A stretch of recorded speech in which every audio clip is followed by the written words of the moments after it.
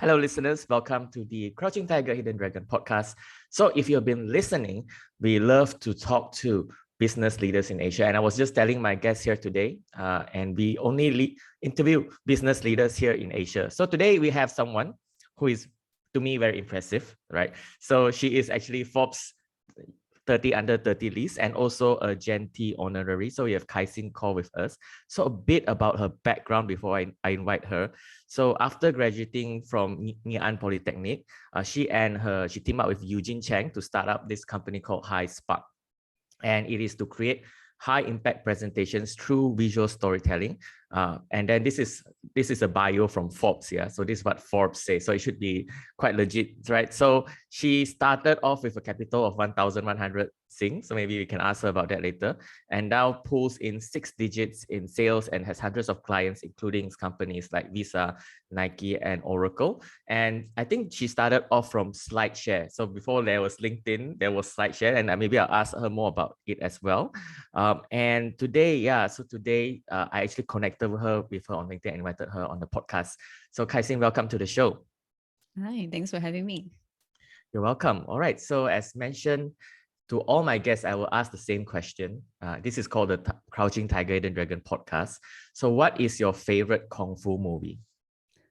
I have to confess that I don't really watch Kung Fu shows. So the first that come to mind is Everything Everywhere All at Once. Yeah. I would say it's my favorite because my library of Kung Fu movies is not very huge, but I really love the show for a couple of reasons. From the technicality of how the film came to be, as well as the storyline. So, I mean, storytelling, right? In terms of storyline, I think there are just so many layers to the story that everyone can resonate with. You know, it's not like the typical hero where they have like a suit and armor and they have all this like flashy superpowers, but it's really about the best superpower is really love. It's really about acceptance. And I think a lot of people can resonate with the different characters in life about how, we have the what ifs, what if I were to do this, maybe my life would have turned out very differently, and then chasing after things that we think would be good for us while really neglecting what's right in front of us. I can go on. There's just so many beautiful things about the movie in terms of the storyline and the plot. And I think it's impressive that it's considered a low budget production, but they've achieved so much. And when it comes to Kung Fu as well, it was very well choreographed. And it's not like the cut and paste where you have like 20 over frames just for like a 1 minute Kung Fu, like a frame or like a Kung Fu episode. They actually would like zoom out, the very Jackie Chan style, and see, hey, the people can really fight. They are legit Kung Fu people. Yeah. So I really love that about the movie. That is a great choice, Kai-Sin. So I just spoke to someone about that movie as well, and it is indeed a great movie, despite being award-winning. It has a true storyline. If you can get past the madness in the beginning, which is the multiverse stuff, it has so many themes, like you said, like there's multi-generational forgiveness, there is what ifs, and then it is about a lady who has like ADHD running a laundry. So that is a very good story and resonates with all of us, especially this is an Asian podcast. So resonates with us in terms of our parents, in terms of our relationships. And also I resonate a lot with the husband who said, oh my God, it's a like great supporting character in the movie. So thank you so much for sharing that. So I'd like to start off with the first question. So as I've read out about you. You said you started off with SlideShare, and you had a lot of popularity with SlideShare. So for the audience, right? So like this podcast, I started it off LinkedIn, and LinkedIn now is a content platform. But now, way back before there were slides on LinkedIn, there was this thing called SlideShare, and it's still around. Don't get me wrong, it's still around. So tell us more about that, the SlideShare channel that you had. Right. It's kind of like YouTube for presentations. I would say that the platform is kind of not as popular as before. I think it's dead. already. And people will probably prefer like carousel slides on LinkedIn posts rather than going to that platform. It was great because it gave us a lot of visibility. We started fresh out of school and we got our first gig from SlideShare because we were just adding value and posting content related to how do you put together a really visual presentation. So people reached out to us over the internet. Our very first client is actually not from Singapore, but he was based in Shanghai, but a Caucasian, and he needed to raise funds for his startup. So it was a VC deck or a fundraising deck of sorts. Yeah, and ever since when we have our slides on the top page, it's kind of like, YouTube, you have trending videos, right? That is just hundreds of thousands of views. And that's how people know of us. Actually, we didn't start off with the name HighSpark. It was SlideComNet. But we have since evolved. So we are no longer a presentation company and we do strategic communication. So anything related to like marketing campaigns, B2B, brand narrative, how do you differentiate yourself? That's up our alley. Yep. So that is a great story. Yes. SlideShare used to be much better for Google as well. When you search for something, the SlideShare results will come out. But as you say, it's quite unpopular now. So my next question is, as per my introduction of you, a lot of the bios that we have online of you is that you started a business straight out of Ngee Ann Polytechnic, straight after you graduate. So I also like to ask you, what is it like being a young entrepreneur? Wow.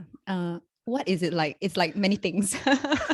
Yeah, but just to give a bit context, like I now run a business, but I had like 10 years of working before I did this, and I can imagine it should be a bit different if you just start off as an entrepreneur, right?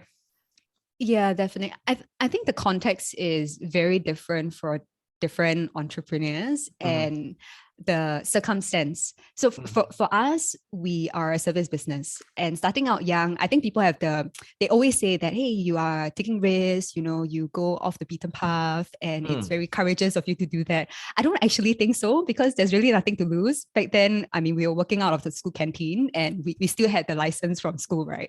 Like Adobe, PowerPoint, etc. So we were still milking our license before it expired.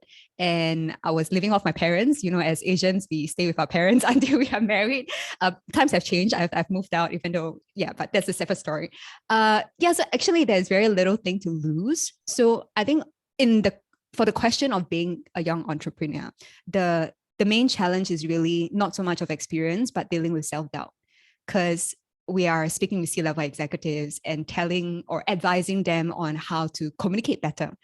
Like you're fresh out of school, like what's your credentials, or how do you know how to build a business from scratch? Because they don't teach us in school, even though I studied business studies, but it's very different when it comes to running a small business. So there's a lot of things that we have to learn and be very resourceful. It's very fun, I would say. It's almost like a mini project, but in real life. And just takes constant iteration and experimentation, listening to feedback. And it's been 10 years since. Amazing. And I think one of the things as a young entrepreneur, I think is impressive to me is that you said you started off with your first client from Shanghai. And how do you know that was the thing you wanted to do? After that, right? You just did more projects. You saw more business came in, you continue doing. Oh, yeah. What happened? People tend to romanticize this entrepreneurship journey, right? Like, wow, this is my passion. I'm going to do this for life. I'm born to do this. No, my passion actually grew. So I have to give credit to my business partner. He was the one who wrote me in. Then he went to NS, and I had to we juggle when he's NS and I'm doing this thing. The passion really grew over time, and I didn't know that this is something I wanted to do at first, but it became clear to me when people are actually offering feedback and saying that, hey, your work really benefited me. And then they share what they have achieved with the decks that we have created. And it was a lot of learning process. Because originally I really wanted to go to university. So for the record, I don't have a degree up to today, fresh out of Polytechnic. And it's frowned upon because the mindset is like, okay, you need a certification, a degree, a higher education. So I was still having the mindset that, okay, maybe if I take this gap year, then I can go back to, university. But it became clear to me that this is what I want to do because I'm learning so much and I'm offering real world value. Then suddenly the prospect of going to uni doesn't seem to be very realistic after all. The motivation is just different. Yeah. Then I thought, hey, if I have the autonomy to create something on my own with my business partner and form a culture with great people, great team, I don't have to be at the mercy of other people's, bad planning and stuff like that. There's a lot of good that I can do with this. Then it became clear that, yeah, this is something that I think I'm going to do long term. And I never really questioned after that. Wow, that is a lot of faith. That is a lot of faith. I can imagine. Even today, I question myself.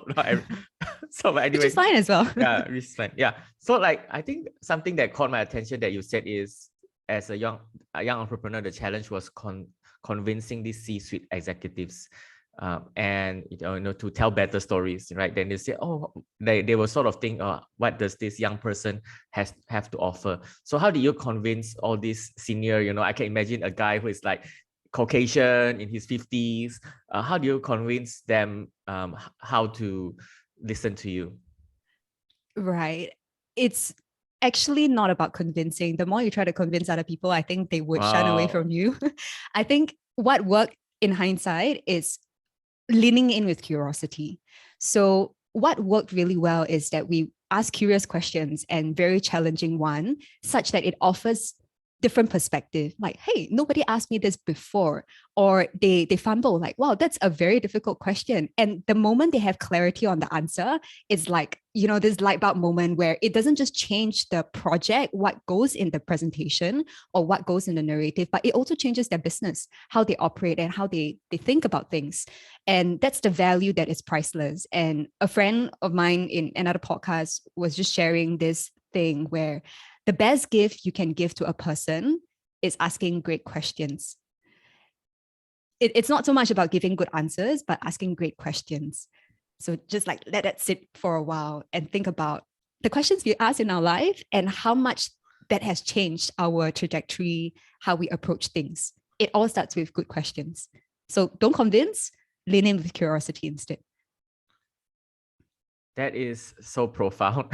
So I didn't expect such a profound answer. I think when I used to give feedback as well, instead of giving feedback, I will ask questions like, hey, do you see the same thing or what do you think? So that is so profound. Asking the best gift is to ask the person the right questions. Okay, that is very profound. I've had a lot of guests and this is one of the most profound things I had on the podcast. Okay. I have to thank my friend for sharing that wisdom with me. Is it so? Just curious, since we're talking here, was it a interview that you've done or was it on the other podcast? Yes. Okay. Yeah, his name is Dylan from Curious Call. You should check him out as well. He does UX. All right, so I'll check out Curious Call, that podcast. Okay, so when it comes to storytelling, so I mentioned that you not convinced, right? So you ask the right questions to these business leaders.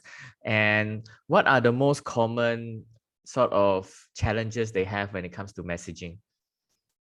Oh, is to not ask enough questions before the presentation begins.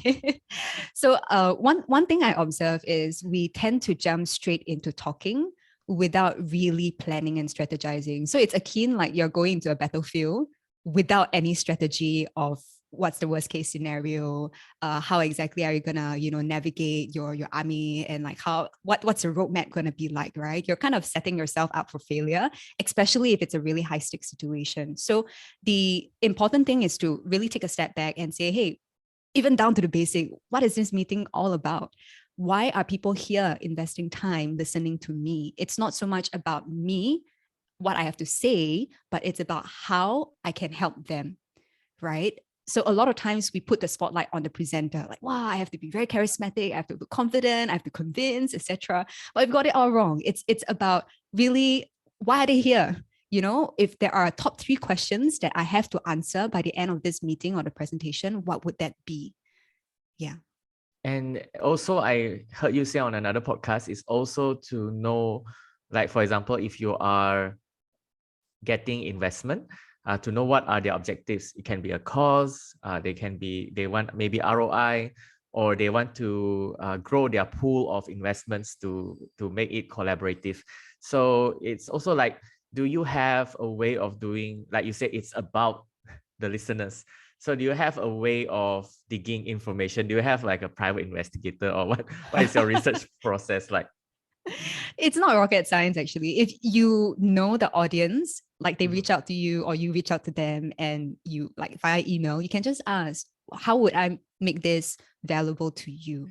And just plainly ask them, if I can answer top 3 questions, what would that be? Or even ask them about what are some of the deal breakers. People don't ask that enough, because we can have a really compelling narrative. If you're talking about investor pitches, right? You can have great ideas, wow, the trajectory, the revenue, etc. But if you don't ask about the deal breaker, you would never know what is in between the lines. Maybe it's not about the money, but they look at the team.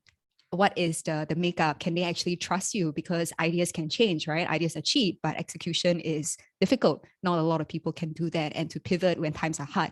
So can you stand the test of time? Maybe those are key questions that they really need to have answers for in order to then be invested in your idea. So I think firstly, it's to just ask them right off the bat.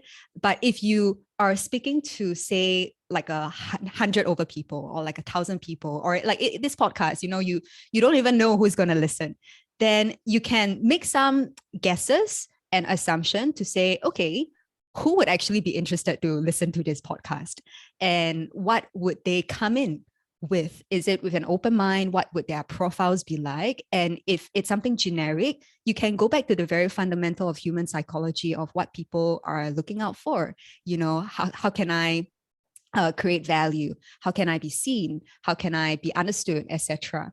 And then give examples. If you know the profile, you can give very specific examples. Otherwise, give examples that everyone can resonate with. Yeah, that is great advice. It is all about the audience. It is getting to know them and what are their objectives. So when you said, what's the word you use again? The thing that will cut this off. What's the word you use Deal again? breaker. Deal breaker. Sorry. Deal breaker. So do you ask that before the presentation or in the Q&A? It depends. It would be good to ask it before, if it's not open.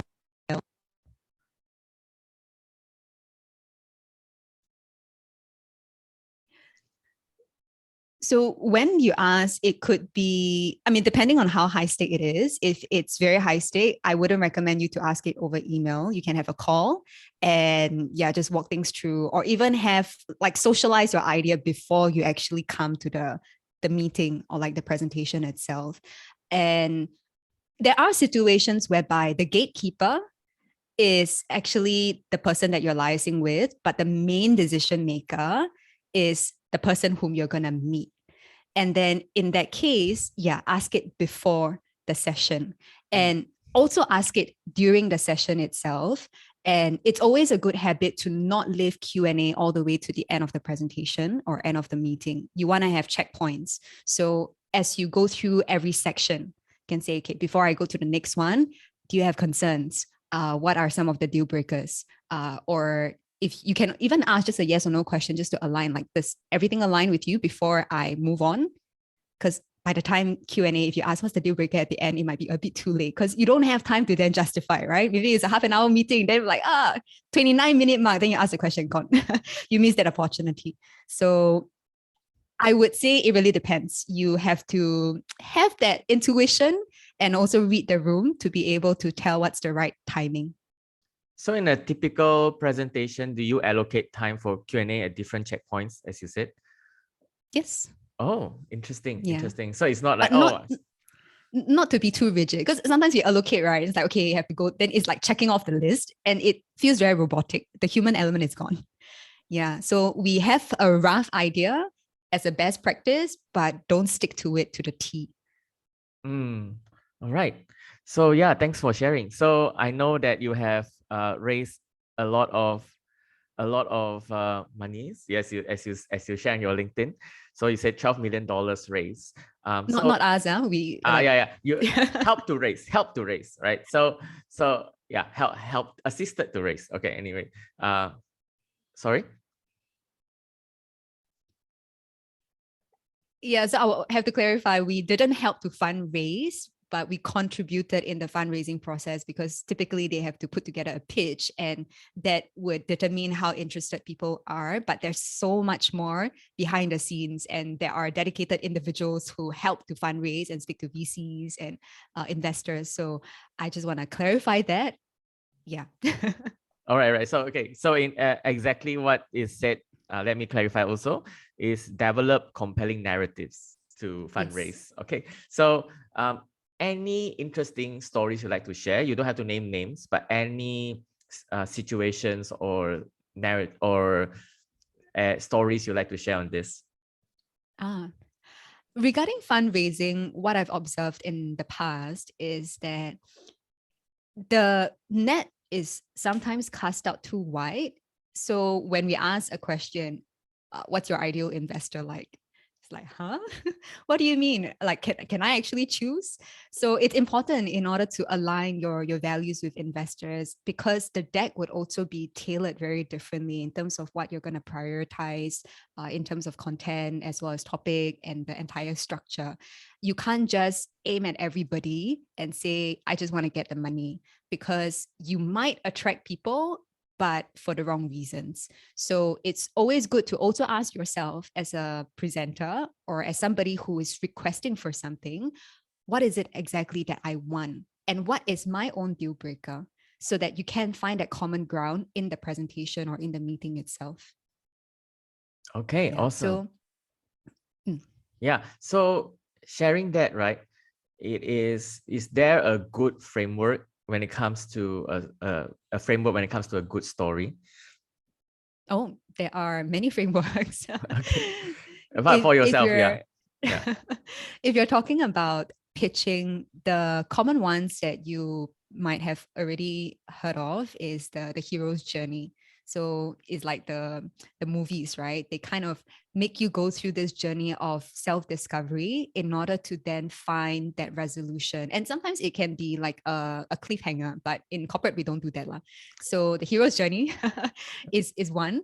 Then the other one, I would say, it's interesting that sometimes we don't always have to start off with a problem, because hero's journey typically presents the problem first, and then the hero meets a guide, and then yada yada, but sometimes you can actually start with the end. And typically this is the case where people are time staffed and you're meeting with more senior management, and they really just want to hear you say, okay, I already know the problem, which is why I'm meeting you. Just give me the solution already, or give me the recommendation and then justify why afterwards. So that would be a structure I recommend. And also, in the spirit of tailoring your presentation or your meeting to your audience, never stick to the script. So I can have whatever framework for my narrative to make it persuasive, right? But the most persuasive thing that you can do is, again, back to asking question at the very start, say, okay, I have this plan out. These are the few points that I'm going to cover. Which one do you want me to allocate the most time for? Or which is your top priority? Then sometimes you can skip sections, jump straight into solution, or spend a little bit more time on the problem, because you might assess that, hey, this person might not even know that the problem exists. Hence, if I were to give the solution too quickly, there wouldn't be any kind of buy-in. So that would be more of the structure. But if you're really talking about persuasiveness, I would say the secret sauce is back to the deal breaker. If you can list down all of the kind of questions that they might ask or reasons they might say no to your idea, why don't you put together counter arguments and weave that into your presentation? Because if you do that, there's no reason for them to say no. What do? They say, yeah, maybe, yes, right? So the thing, it's not about getting people to say yes, but it's to make it impossible for them to say no. I repeat, the thing is not to get people to say yes, but to make it impossible for them to say no. So those are the framework. One is structure, then another one is more of the thought process of what goes into the presentation. I would say in this podcast, I've said this a lot called this is so gold. And that was an amazing point. So it's to address their deal breakers throughout their presentation. Find out what they are before the presentation. And before they even ask that question, already say all of it, share that in the presentation. So that is so gold. All right. So thank you for coming on, Kai-Sin. So a few last questions before we go. One is a selfish one. So this is me personally, right? So I give you a bit of context. So I have a bit of problem telling people of what I do. Okay, so as a business, so I do something. I do LinkedIn marketing for businesses. Okay, so this is in context when I go to a networking event. So I tell people I do LinkedIn marketing. So I help companies with their lead gen. That means booking meetings through LinkedIn, content, and also organizing events on LinkedIn. Which sounds pretty boring. Anyway, sounds really boring. And sometimes if people who are not in business, I'll say, oh yeah, I do very boring marketing. I just do the LinkedIn stuff. But any advice for me there?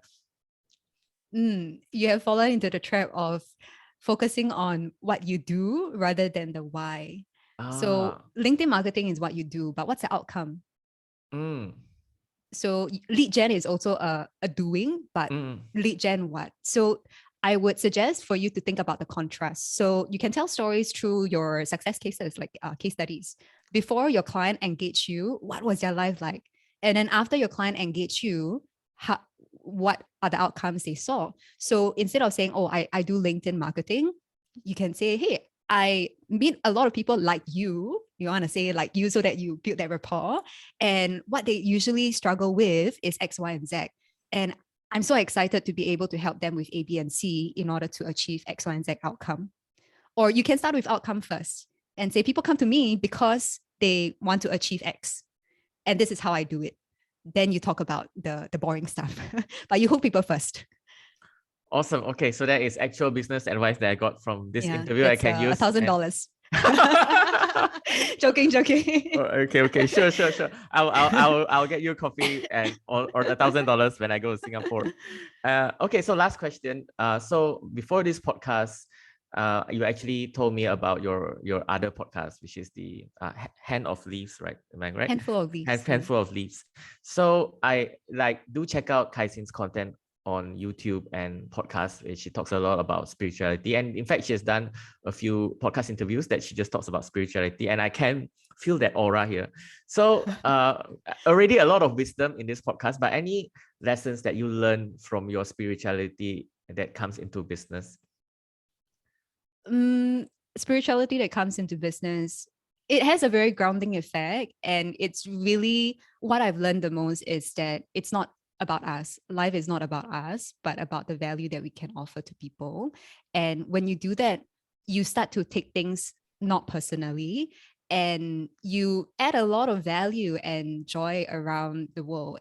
And I think it's easy to be lost in the world, especially like LinkedIn, right? Everyone's like, oh, how many, I think as marketers also, you kind of chase after the, what we call vanity metric, like how many likes, how many followers, and then your LinkedIn top voice, etc. You know, all of this kind of accolades. It's easy to get lost in the achievements and forget the main purpose of why you're even doing the work. And over time, it can feel like actually a bit meaningless. So spirituality have this anchoring effect of always making me question, okay, what's my purpose? Am I doing this with good intention? Is it for myself or is it for others? And if it's just for myself, then I know it's coming from the wrong place. And it spills over to business because you build better relationship. It's more authentic. It's not transactional. And I don't get, they say like, 八风不动. So the 8 winds of the world, like fame, and disgrace, if you're the more famous you are, the more you're susceptible to disreputation and all this defamation. And then there's like pain and gain, pain and pleasure, gain and loss. And then the last one is, what is the last one? I forgot. No worries. We can the listeners can do that research. But 八风不动. So this is an Asian podcast, so we can talk a bit Chinese, right? So 八风 means 8 winds not moving, right? The literal words. Yeah, you're not swayed by the winds of the world. Oh, the 8 winds. Okay, okay. So how is it relevant to business? Is that you need to find your purpose and not be swayed by these eight wins, right? Yeah, definitely. So have a clear intention about why you're doing certain things. It's beyond just the monetary goals. And then sometimes times are hard, then you're like, you lose something. Maybe you lose a business. That's one of the wins, like Yeah. WINDS. And you're like, so terrible. Or maybe somebody criticize you. Then that's also another win, because you can't just only have praises, right? People will give you feedback, and sometimes it's tough to listen to. So if you know that, hey, these are the workings of the world, and as a business owner or any kind of corporate executive, when I deal with this situation, is to recognize that, hey, this is just the conditions of life. If I'm blown away by it, means I'm too attached to myself. Then once I realize this, a lot of things I can take it not personally anymore. Yeah. Oh my God, that is the most amazing wisdom so far on this podcast. Yeah, that is more important than all the story strategy that we shared just now. That is the core of being an Yeah, it's entrepreneur a or story business we have leader. in our head. Yeah. Right. Thank you so much, Kai-Sing, for being on this podcast. Thank you. Thanks a lot, Bob.